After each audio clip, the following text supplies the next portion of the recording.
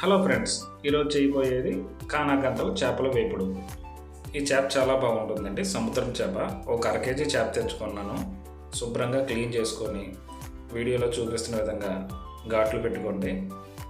ఈ చేప ఇంకోటి ఏంటంటే దీనికి పులుసు గట్రా ఉండదండి, చాలా నీట్గా ఉంటుంది చేప. శుభ్రంగా నీట్ చేసుకుంటే సరిపోద్ది. అలా కట్ చేసుకున్న తర్వాత ఇప్పుడు మ్యారినేషన్లోకి వెళ్దాం. 2 స్పూన్ల కారం వేసుకోండి, అంటే కొంచెం కారం ఎక్కువ తినే వాళ్ళైతే 1 స్పూన్ ఎక్స్ట్రా వేసుకోండి. 1 స్పూన్ సాల్ట్.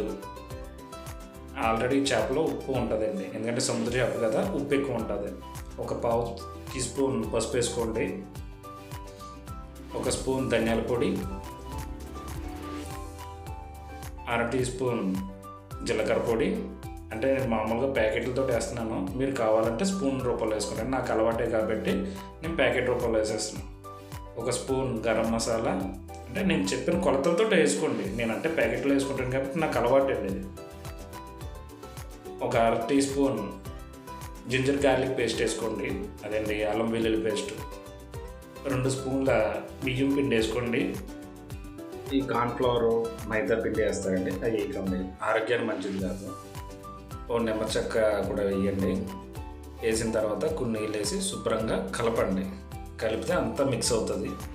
మిక్స్ అయిన తర్వాత ముద్దలా తయారవుతుందండి. ఆ తయారైన తర్వాత అందులోకి 1 స్పూన్ ఆయిల్ వేయండి. ఆయిల్ కూడా వేసుకుంటే మీకు ఆ మ్యారినేషన్ చేయడానికి చేపకి చాలా బాగా పడుతుందండి. చూడండి ఇప్పుడు ఎలా ముద్దలాగా అయిందండి. అయిన తర్వాత నూనె వేసుకోండి. ఆ నూనె వేయడం వల్ల ఏంటంటే చేప కూడా చాలా బాగా కుక్ అవుద్దండి. లోన కూడానే మనకి ఆ మసాలా అది బాగా పట్టి టేస్ట్ బాగుంటుందండి. ఆ టేస్ట్ బాగుండాలంటే కంపల్సరీ ఆయిల్ వేయాలి. దీంతో పాటు ఆయిల్ కూడా వేసుకుంటే చాలా మంచిది అండి అలా వేసుకోవడం వల్ల.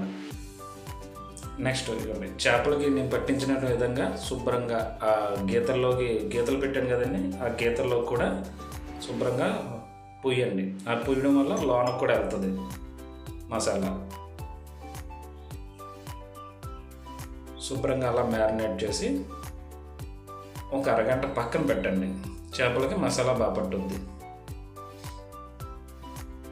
అలా మ్యారినేషన్ అయ్యాక ఒక పెనం పెట్టండి, దాని మీద ఒక 4 స్పూన్ల ఆయిల్ వేయండి. ఆయిల్ వీటెక్కాక మనం మ్యారినేట్ చేసి పెట్టుకున్న చేపల్లో చూడండి ఎంతలో ఉన్నాయో.